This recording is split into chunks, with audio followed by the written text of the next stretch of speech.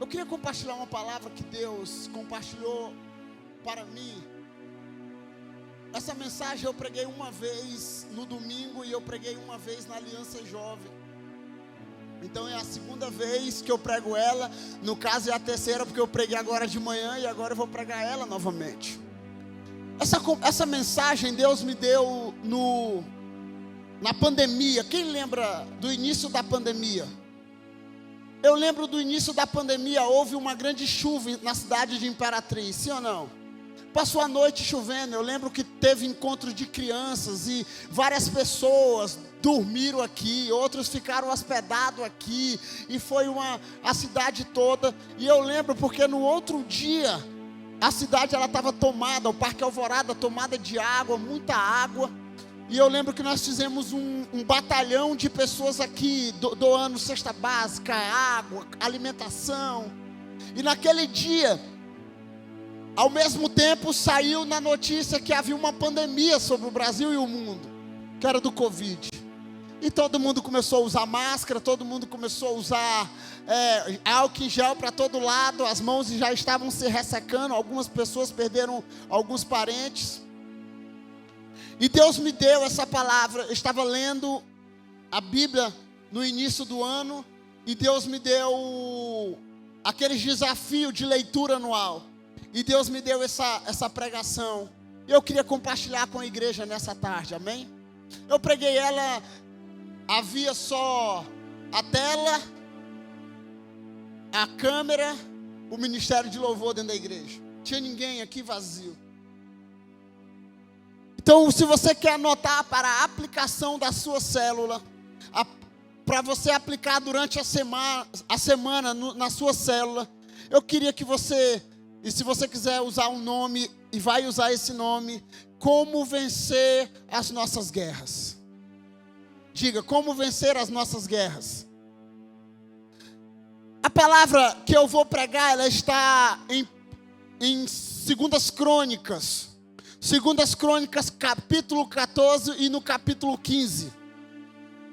Nós vamos falar sobre a história de um homem chamado Asa, o rei Asa. Algumas pessoas já com certeza já leu, tem relatos sobre avivamentos do rei Asa, histórias do rei Asa, e nessa tarde eu quero compartilhar com você. Asa, ele foi o 3º rei do reinado do sul de Judá. Ele governou por cerca de 41 anos. Durante esse período do reino de Asa, ele ficou conhecido como um rei que se preocupou ao culto ao Senhor, da casa do Senhor, das coisas do Senhor. Então o governo do rei Asa foi conhecido pelo zelo que ele tinha pela obra do Senhor, pela casa do Senhor, amém? Pelo culto ao Senhor. Asa era da descendência de Davi, então ele fazia parte ali da primeira linhagem da família de Davi. Abra a tua Bíblia em 2 Crônicas 14, no versículo 1.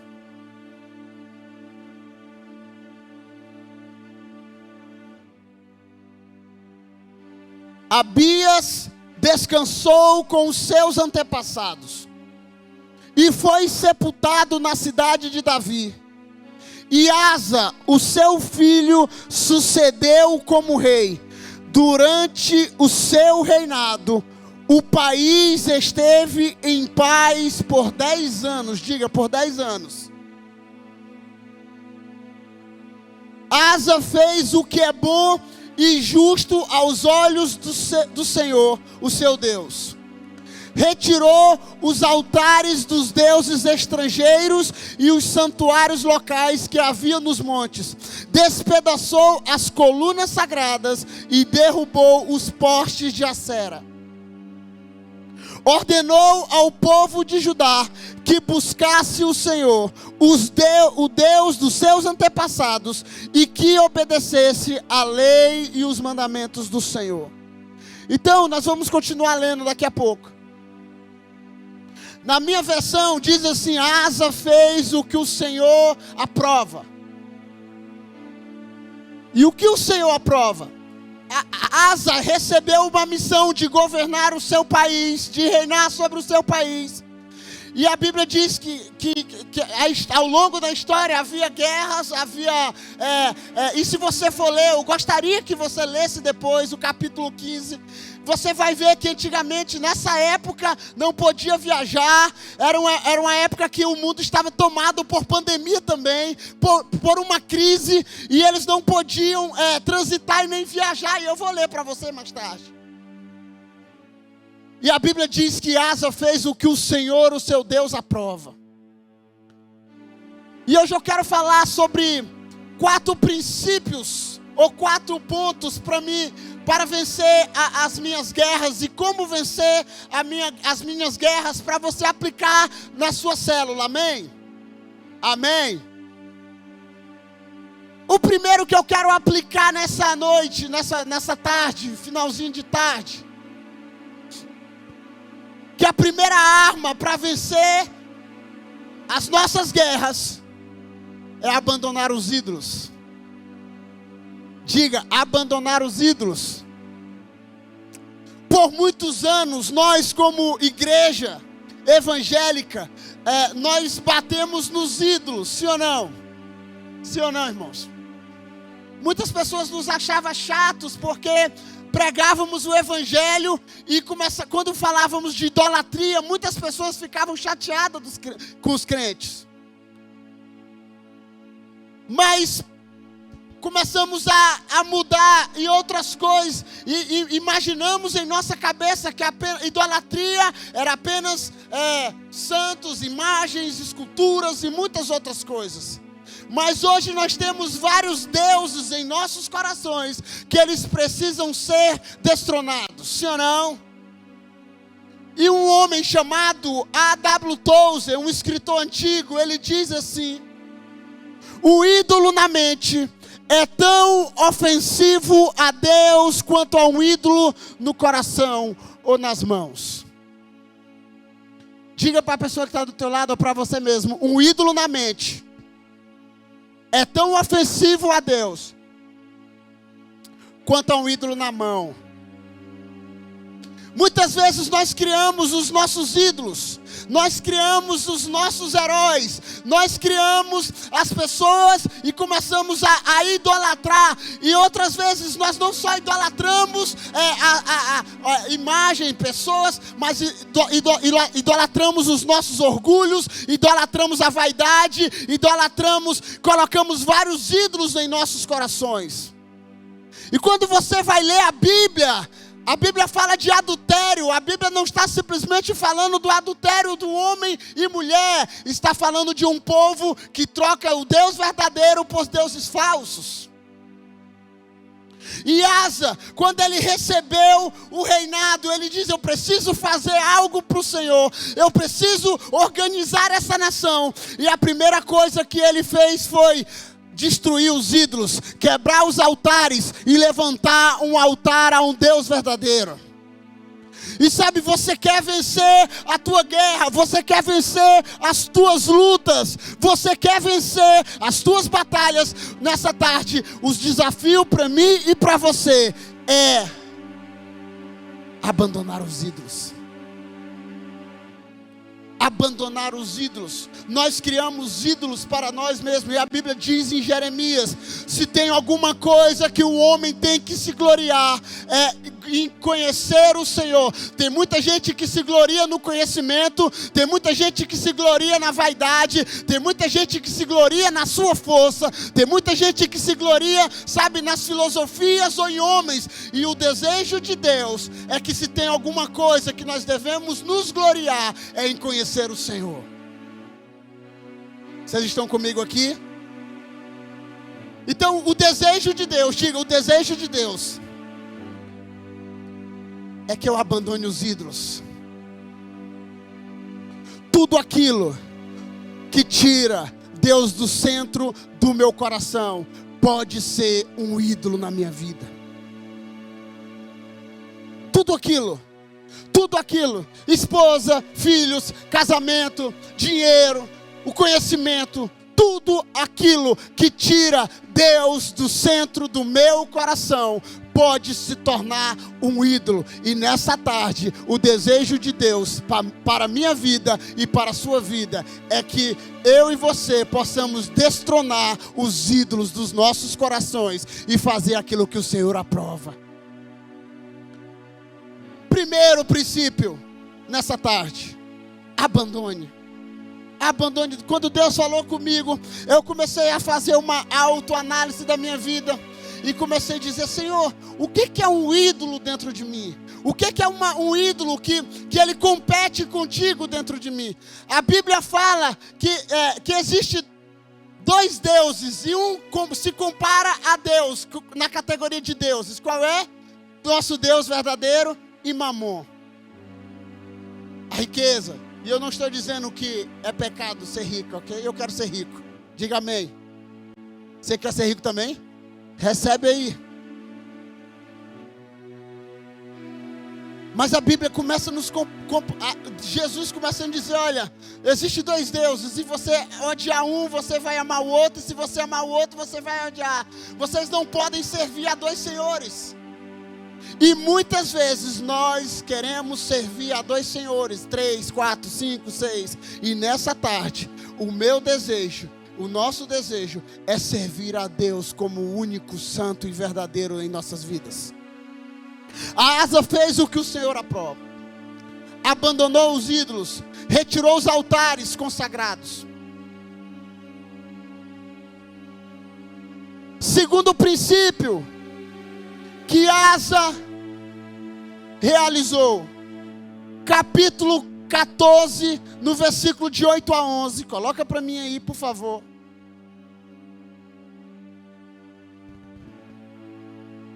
Asa tinha um exército de 300 mil, diga 300 mil, diga 300 mil, homens de Judá, equipados com escudos grandes e lanças, e 280 mil de Benjamim, armados com escudos pequenos e arcos. O cuxita Zera marchou contra eles com um exército de quantos? De quantos? De 1 milhão de soldados e 300 carros de guerra, e chegou a Maressa. Muda para mim. Travou?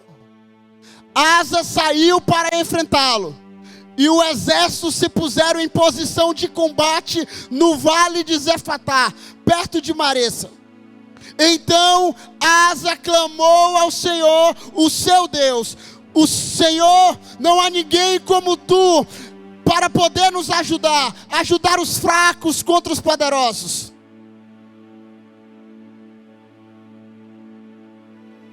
O Senhor derrotou os cuxitas diante de Asa e de Judá, e os cuxitas fugiram. Vamos aqui. Asa tinha um exército muito pequeno, sim ou não? Sim ou não? Quantos mil?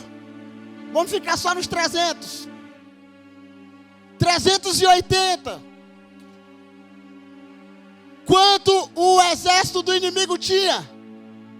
Quanto? 1 milhão. Ele chegou em um lugar chamado Vale de Zefatá, ou Vale de vamos botar o nome, Vale de enfrentar a crise, ou lugar da torre de vigia. Era um lugar de confronto. Asa estava nesse lugar de confronto, diante dos inimigos, diante, sabe, de um grande exército. E ele estava dizendo assim, eu fico imaginando, irmão, sabe, aquele exército, sabe, poderoso. Asa dizendo assim, meu Deus, o que é que eu vou fazer diante de tudo isso? Diante de toda a luta, diante de todas essas guerras que eu estou enfrentando com o meu povo, o que é que nós vamos fazer? Asa chamou o seu povo, e eles começaram a dizer, vamos buscar ao nosso Deus, vamos buscar ao nosso Deus. Quer vencer as tuas guerras, irmão? Quem você tem buscado? Quem você tem procurado? Sabe, muitas vezes nós começamos a enfrentar várias guerras, e nós começamos a murmurar, Senhor, eu estou vivendo uma guerra, guerra. Senhor, eu não saio desse deserto, eu não saio dessa luta. Ou nós começamos a murmurar, ou nós começamos a dizer: Senhor, o exército é grande demais. Sabe o que é que me faz lembrar esse texto, irmão? Quando os espias, pastora Vanderlene, vão olhar a terra, os primeiros vão e dizem o quê? Vamos voltar. Não dá para entrar não. Lá o exército é muito grande, existem gigantes, o negócio lá é muito, não dá para nós, não vamos. Aí outro diz assim: rapaz, vamos que não vamos porque o exército é grande. A coisa lá é maravilhosa, as frutas são gigantes, mas não dá para vencer, porque lá tem gigantes bem grandes e eles vão nos destruir quando chegar lá. A Bíblia diz que 2 rapazes foram olhar a terra. Eles tiveram um relatório totalmente diferente. Qual foi o relatório deles? Lá tem gigante, lá tem grandes gigantes, grandes animais, grandes bichos. Mas sabe de uma coisa? Lá tem uma terra boa, lá tem uma terra que Deus prometeu ao seu povo, que mana leite e mel. Lá as frutas são grandes, são maravilhosas. Então, e o que é que nós vamos fazer? Nós vamos vencer. Se posiciona, se levanta, porque nós vamos possuir a terra, porque o Senhor está conosco. Sabe, Asa, quando Asa chega diante do inimigo, ele diz: nós não vamos vencer. Sabe, é pequeno. A humanidade, a nossa alma, o inimigo da nossa alma vai rir e tentar zombar de nós. Mas nós precisamos buscar ao Senhor, porque a palavra do Senhor diz: buscar-me-eis e me acharei, quando me buscardes de todo o vosso coração, e eu deixarei ser encontrado, diz o Senhor. Buscar-me-eis, me busque como a fonte, me busque como o seu único tesouro, que eu vou me revelar a vocês. A Bíblia diz que eles começaram a buscar ao Senhor. Aleluia. Jeremias 29, do versículo 12 ao 14. Então vocês me invocarão, se aproximarão de mim em oração, e eu os ouvirei. Vocês me buscarão e me acharão quando me buscardes de todo o coração. Serei achado por vocês. Sabe, quando você quer enfrentar a sua crise, você quer enfrentar a sua guerra, busque orientação do Senhor, busque direção. Sabe, irmãos, quando lemos a história do povo de Deus, das guerras que o povo de Deus enfrentou, algumas guerras eles nem alcançaram. Sabe por quê? Porque foi o Senhor que deu vitória para eles. Eu estava lendo e lembrando aqui no culto de manhã, quando eles vão guerrear, que Deus dá uma estratégia para o povo, dizendo: apenas pega os potes e quebra os potes. Alguém lembra da história? Quebra os potes, quebra os cântaros. O inimigo falou: está acontecendo alguma coisa no terreiro do inimigo. E o Senhor os confundiu. Quando nós buscamos o Senhor nos dá estratégia para vencer as nossas guerras. Senhor, como é que nós vamos fazer para que os muros caiam? Dê volta no muro. Faça por fé, dê volta. Quem é que diz, irmão, que ficar rodando o muro vai dar vitória para o povo? Mas o Senhor guerreia para o seu povo. Guerreia para o seu povo. E sabe qual é um dos textos que eu amo? Que está em 2 Coríntios 10, versículo de 3 a 5. 2 Coríntios 10, a palavra do Senhor diz assim: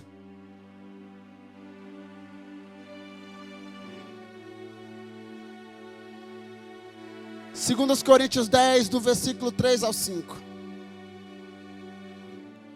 Pois, embora vivamos como homens, não lutamos segundo os padrões humanos. As armas com as quais lutamos não são humanas. Ao contrário, são poderosas em Deus para destruir fortalezas. Destruímos argumentos e toda pretensão que se levanta contra o conhecimento de Deus. E levamos cativo todo pensamento para torná-lo obediente a Cristo. Diga-se comigo, as nossas lutas não são contra pessoas. A palavra do Senhor diz que as nossas lutas não são contra as pessoas. São contra demônios, são contra potestades, dominadores nas regiões celestiais. E as armas que nós lutamos não são espada, canhões. As armas que o povo de Deus luta é a palavra. A arma que o povo de Deus luta são os joelhos dobrados na oração. As armas que nós trabalhamos, elas são poderosas em Deus para destruir todas as fortalezas. Todas as fortalezas, diga, todas as fortalezas. As armas que nós trabalhamos, elas são poderosas. Muitas vezes nós homens queremos trabalhar com as nossas armas, queremos trabalhar com o que nós sabemos, mas o Senhor está nos chamando para buscar Ele e saber que Ele é que dá vitória para o seu povo. Ele dá vitória para o seu povo. Nós devemos buscar ao Senhor. É um chamado do seu povo. Quando lemos a Bíblia do início, e uma das características de Deus era que Ele era valente, que Deus que lutava as nossas guerras. Quando você lê as canções e lembra das canções antigas, quais eram as canções que se cantavam no nosso meio? O nosso general é Cristo. Pelo Senhor marchamos sim. Porque uma das características de Deus desde o passado era um Deus que trabalha para aqueles que nele esperam. Diga, Deus trabalha para aqueles que nele esperam. Então, quando eu busco ao Senhor, quando eu começo a invocar e esperar a orientação dEle, Ele vai me dar vitória, Ele vai me dar direção, Ele vai me dar o próximo passo para caminhar, porque Ele vai direcionar o meu coração para caminhar segundo a sua palavra, não segundo a minha vontade.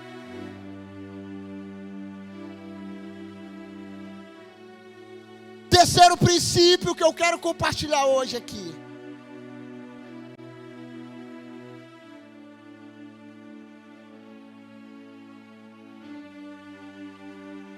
Quem fala ao seu coração? Quem você está ouvindo? Quem é que fala ao seu coração, irmão? Quem é que fala ao seu coração? No capítulo 15 de 2 Crônicas, capítulo 15, de 1 a 9.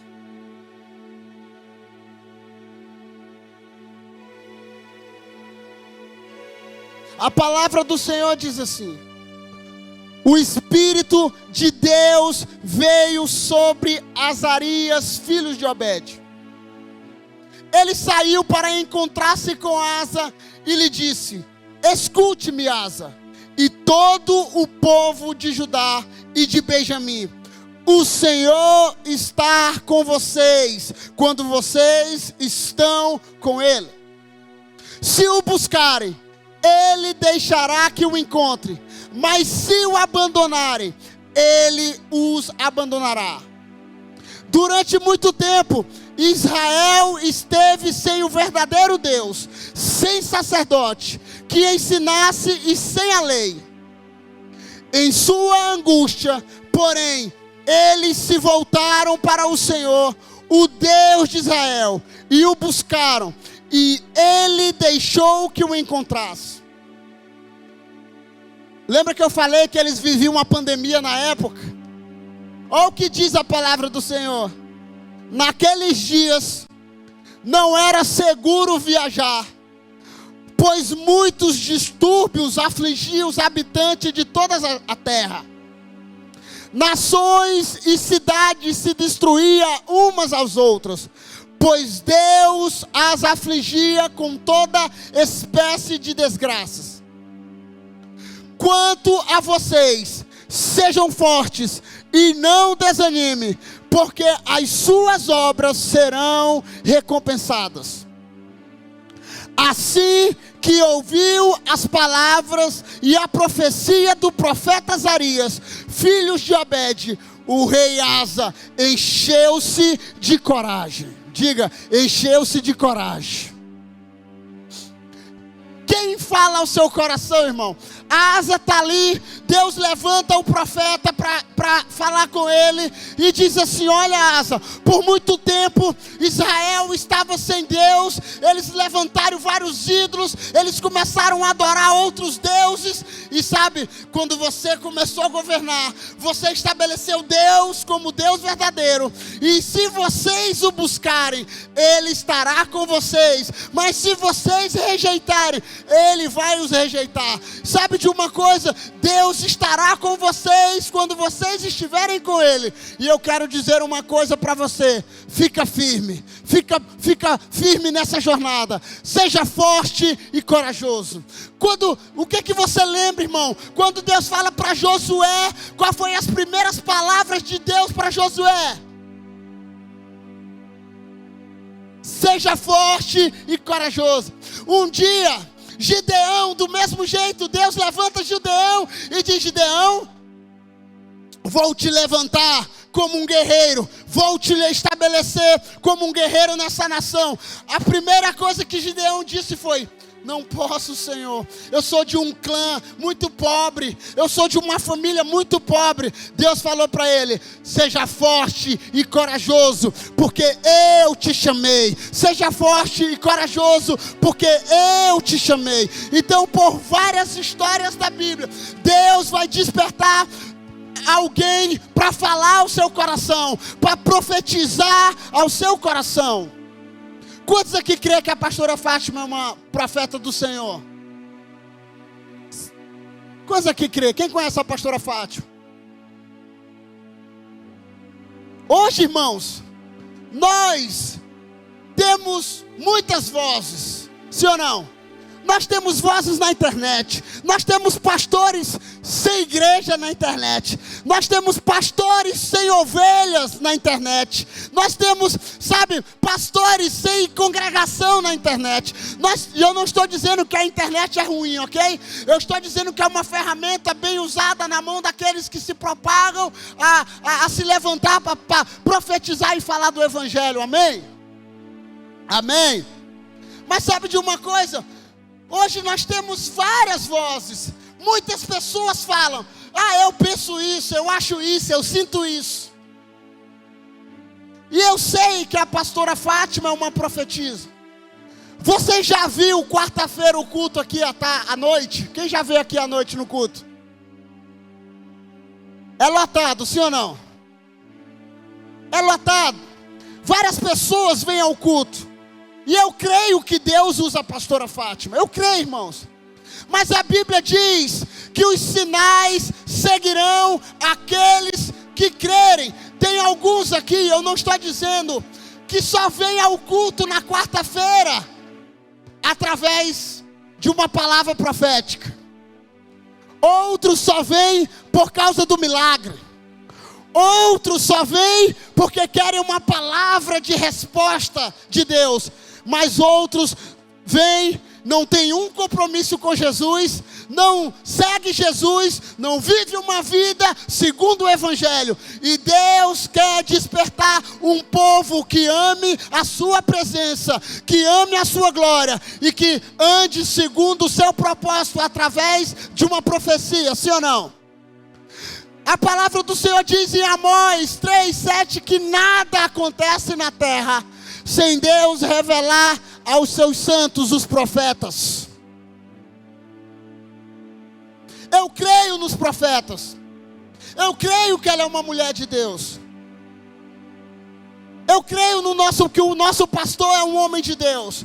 E todo domingo está aqui liberando uma palavra para o seu povo. Liberando uma palavra para o povo de Deus. Irmãos, mas muitas vezes nós damos ouvidos a fábulas, a criações, em vez de dar ouvidos à palavra de Deus. Para que serve uma profecia? Alguém sabe me dizer para que serve uma profecia? Para exortar, para edificar, para consolar, para trazer direção para o povo. Deus sempre levantou os profetas para isso.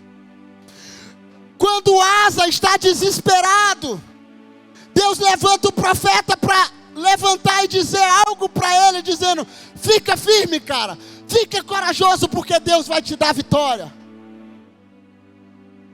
E a minha pergunta é: quem nós temos ouvido? Irmãos, tinha um profeta chamado Amaro. Alguém já ouviu falar do Amaro? Irmãos, eu fico encabulado com a clareza que Deus usava aquele homem. E Deus, Ele pode usar todos nós, amém? Por que eu quero compartilhar isso? Um dia, o Amaro veio aqui, a penúltima vez que ele veio, pastor Nonato fez uma reunião com ele. E nós fomos para a casa do pastor Jean. E lá na casa do pastor Jean, ele começou a profetizar para a minha vida. E todas as profecias estavam ligadas a quê? Ao pastoreio, ao chamado. Então, ele estava testificando aquilo que Deus já havia falado comigo, sim ou não? E ele começou a profetizar para minha esposa. E ele começou a profetizar para minha esposa. Minha esposa estava passando por um momento de crise na empresa onde ela trabalha. E eu conheço a minha esposa, ok? Quem conhece a sua esposa? Ou seu esposo? No olhar eu conheço. Eu falei: minha esposa não está crendo na profecia. O Amaro começa a profetizar. E eu falei: meu Deus, tá tipo assim, não tem nada a ver o que ele está profetizando. Irmãos, eu saí de manhã, eu ganhei um presente de casamento, uma cama. E por 3 anos eu reclamava dessa cama todos os dias. Eu reclamava para Deus, porque eu não ia reclamar de quem eu ganhei, na verdade era um presente.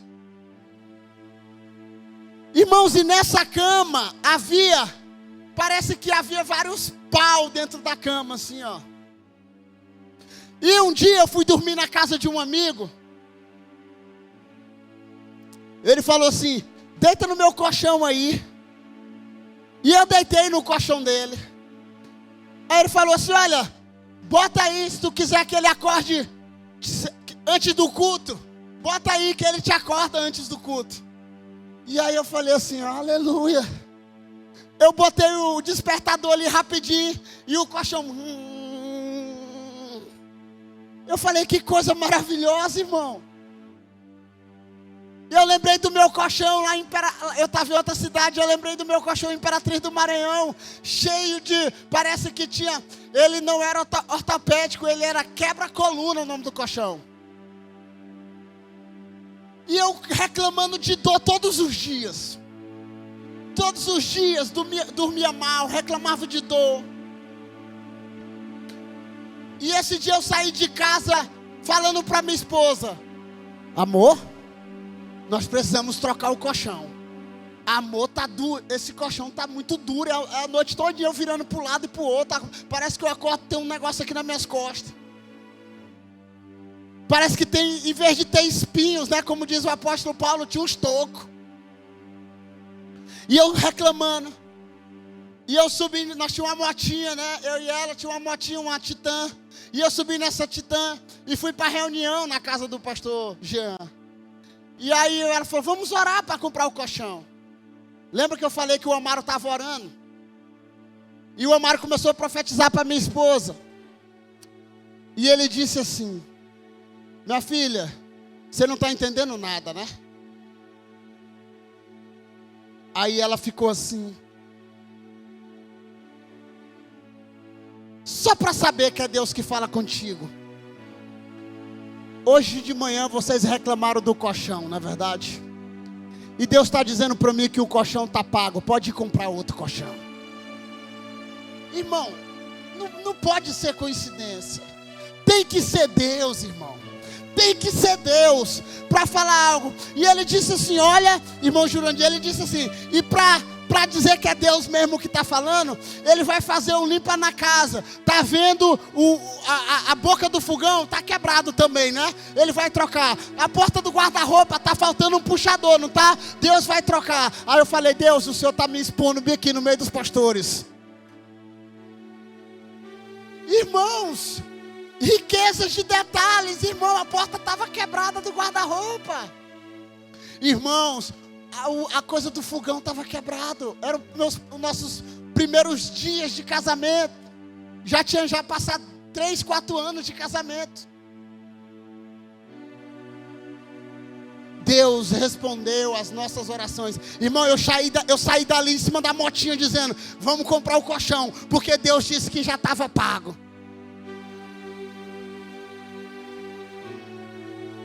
Porque Deus, Ele encoraja o seu povo.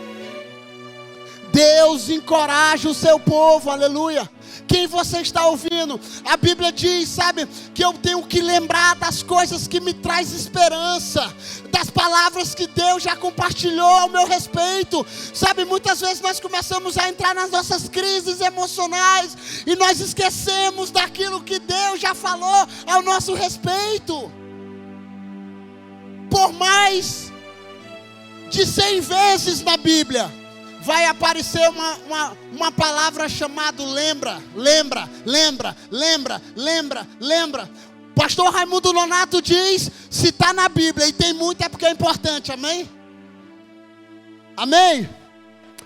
Por mais de 100 vezes Deus vai falar, lembra-te do teu Criador no dia da tua mocidade, lembra da onde caíste, volta ao teu primeiro amor, lembra dos dias passados, lembra, que é por causa do Senhor, lembra. Então eu quero te fazer lembrar nessa tarde, das palavras que Deus já compartilhou ao teu respeito, das palavras que Deus já falou com você, lembra de todas elas, escreve, anota, coloca na parede, coloca na janela, coloca em todo lugar. Quando a tua alma estiver abatida, você lembre das profecias que Deus já falou com você. Se Deus falou para você que Ele te usar, ei, fica firme, seja corajoso, não desanima, porque Ele vai te usar. Se Deus falou que você seria um pastor, fica firme, não desanima, porque Deus falou uma vez, Deus falou 2 vezes, eu ouvi que o poder pertence a Ele.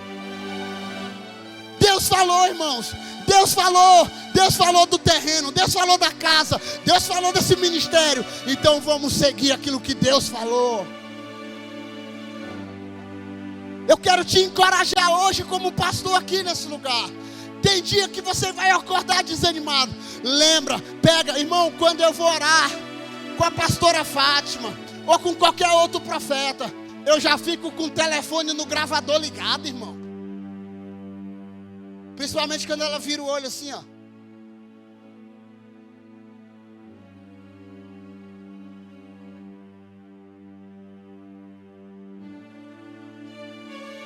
Deus é maravilhoso. Deus é maravilhoso. Eu lembro, quando eu era menino, quando eu me converti, depois que eu me converti, eu comecei a assistir, já na caminhada com Jesus, eu comecei a ver vídeos de uma mulher chamada Hard Baker. Alguém já ouviu falar? Ela é uma missionária na África. Ela tem um projeto, se eu não me engano o nome é Arco-Íris. Eles estão até sofrendo perseguição agora. Muitas igrejas pegando fogo. Ore pelos missionários. E eu assisti aquele vídeo.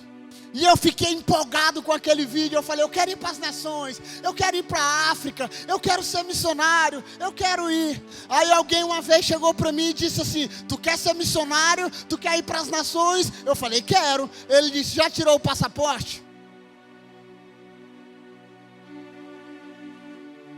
Porque se tu quiser ir bem aqui para a Argentina, para o Uruguai, não precisa não. Mas se tu quer ir para outro lugar, tu precisa do passaporte. Aí eu falei assim, rapaz, mas que profecia dura. Eu todo empolgado, o cara chega para mim e diz, tu quer ir para as nações? Eu falei, quero. Eu pensava que ele ia me abençoar. Ele tira o passaporte. Eu fui, irmãos, estava começando a trabalhar. Peguei e fui, tirei o passaporte. Fui lá, você pode entrar no site da Polícia Federal, eu estou te ensinando de graça. Faz o passaporte. Depois você vai pagar uma taxinha de 250 e alguma coisa. E com 7 dias você recebe o seu passaporte. Eu recebi o passaporte. Todo empolgado. Agora só falta a viagem, que é o maior. Um dia eu estou caminhando na antiga sede, que era o Instituto, na Urbano Santo. Esse mesmo homem que chegou para mim e disse, tira o passaporte. Ele chegou para mim e disse assim, se organiza, porque na próxima caravana que os pastores dessa igreja aí, eu vou te abençoar com toda a viagem para a África. Eu falei, uau. Irmão, e quem já foi na África sabe que é mais caro ir para a África do que ir para os Estados Unidos. Ele pagou toda a viagem. E ainda me ajudou com dinheiro para comer lá, porque tem que ajudar o missionário a comer na casa. Eu tinha essa profecia há mais de 10 anos guardada, irmão. Nós precisamos lembrar de cada profecia. Nós precisamos lembrar de todas as palavras que Deus já falou ao nosso respeito.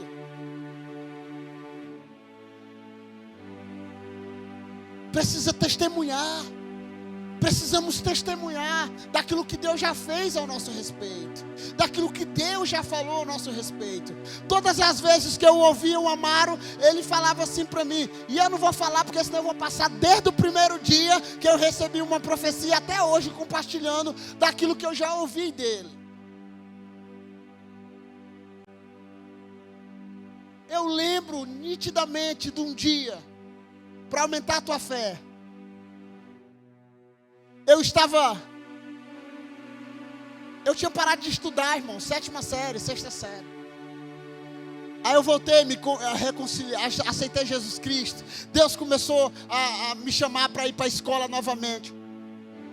Um dia eu ouvi uma voz assim, eu pensando que ia ser missionário, todo empolgado. Aí Deus falou assim comigo, volta para a escola. Eu falei, está amarrado em nome de Jesus. Eu lembro que eu cheguei para o pastor Nonato, pastor, eu estava empolgado para ser missionário. E Deus mandou eu ir para a escola, pastor. Aí o pastor Nonato, ei meu filho, vamos fazer a vontade de Deus, né? Eu voltei para a escola, comecei a estudar, terminei, ok? Irmãos, eu entrei numa crise. Eu fui fazer um vestibular e eu encontrei o profeta Amaro uma semana antes. E eu encontrei o profeta Amaro uma semana antes. Ele disse assim para mim, ei, Deus está falando para você que você vai entrar numa faculdade. E dentro dessa faculdade vai ser particular. E nessa faculdade, ó a riqueza de detalhe, irmão, essa faculdade já está paga. Não, eu estava desempregado, irmão. Eu estava desempregado. A faculdade está paga. Aí eu falei, rapaz, ele está viajando demais. Não tem dinheiro nem para comer, imagina pagar uma faculdade. Irmão, resumindo a história. Eu fui lá, eu estava mais sem fé e eu ganhei a prova do vestibular. Aí fui fazer a prova do vestibular. E eu fiz a prova. Eu passei. Uma semana eu tinha que fazer a matrícula. Eu fui fazer a matrícula. E era um dia antes. Deus foi levantando os pastores, alguns amigos, dizendo, eu dou 100, eu dou 200, eu dou não sei o quê. Eu fui fazer a matrícula. Me matriculei, falei, mas não é só a matrícula. Falta até o pagar o mês que vem, né? Não vive de amor faculdade, não é verdade? Irmãos, resumindo a história, é muito longa. Eu chego, um dia, eu tinha acabado de casar, pastora Vanderlei. Tinha mal dinheiro para casar, imagina para pagar a faculdade. Um empresário da igreja me chamou no seu escritório. E ele perguntou para mim, como é que está teu casamento? Eu falei, rapaz, agora que eu casei, está recente. Estou provando ainda as coisas. Aí ele falou, rapaz, e o teu chamado? eu vou ser pastor. Mas eu entrei numa faculdade, porque Deus falou que era para eu entrar na faculdade. E como é que tu está pagando essa faculdade? Eu falei, só Jesus, o mês que vem, a primeira parcela depois da matrícula. Ele chegou para mim e disse assim, olha, pois até você se formar, eu vou pagar a metade da tua faculdade. Pode vir todo mês. Chamou a secretária e falou, todo mês ele vai pegar metade desse dinheiro aí, você pode dar. Irmãos, resumindo a história, fui na faculdade, deu um problema na faculdade. A faculdade que era 600, 700 reais, eu paguei 280, toda a faculdade, o ano todo, todos os 4 anos. E todos os anos, todo mês esse homem me dava essa oferta para o louvor e glória do nome do Senhor. E sabe de uma coisa? Eu decidi ouvir a voz de Deus e acreditar nas profecias que Ele tinha ao meu respeito. Crê nos profetas e prosperareis. Quem você está ouvindo? Você está ouvindo a mídia dizendo que os crentes não prestam? Você está ouvindo a sociedade dizendo que crente não vale nada? Ou você está ouvindo os profetas e a voz de Deus dizendo, porque a Bíblia diz em Jeremias 29, que os planos do Senhor ao nosso respeito são planos de paz. Ele tem planos maravilhosos para o seu povo. Ele tem plano de nos fazer prosperar e de nos dar um futuro. Ele tem planos melhor para nós. Quem você está escutando? Asa decidiu ouvir o profeta. E o último, que poderia ser o primeiro. Abra capítulo 15 de 2 Crônicas. Do 10 ao 17. Eles se reuniram em Jerusalém no 3º mês do 15º ano do reinado de Asa. Naquela ocasião sacrificaram ao Senhor 700 bois e 7.000 ovelhas e cabras do saque que havia feito. Fizeram um acordo de todo o coração e de toda a alma de buscar o Senhor, o Deus dos seus antepassados. Todo aquele que não buscasse o Senhor, o Deus de Israel, deveria ser morto. Quer jovem, quer idoso, homem ou mulher. Fizeram esse juramento ao Senhor em alta voz, bradando ao som de cornetas e trombetas. Todo o povo de Judá alegrou-se com o juramento, pois o havia feito de todo o coração. Eles buscaram o Senhor com toda a sua vontade, e Ele deixou que o encontrasse, e lhes concedeu paz nas suas fronteiras. Eles fizeram juramento, levantou todo o povo, e eles fizeram, olha, nós vamos fazer um acordo aqui, nós vamos fazer um pacto. Até forte o pacto, né? Quem não adorasse a Deus vai morrer. Mas eles começaram a adorar e amar de todo o coração. A Bíblia diz que eles fizeram de todo o coração. De todo o coração. Por muitas vezes nós lemos aqui Provérbios 3, versículo 9. Ame ao Senhor de todo o seu recurso, de toda a sua renda, de todo o coração. Ame de todo o entendimento. E o desafio para esse povo é: ame ao Senhor. Qual é o primeiro princípio da Igreja Nova Aliança, irmãos? Qual é? O pastor passou uns meses atrás falando da visão da Igreja Nova Aliança. E qual é a visão da igreja? Primeira, amar a Deus. Ele estava até orando e falando que para alguns lugares ele vai mudar, amar Jesus. Porque, né, tem muitos deuses lá fora nas nações da terra. E Jesus é só um. Então qual é o desafio hoje para você e para mim?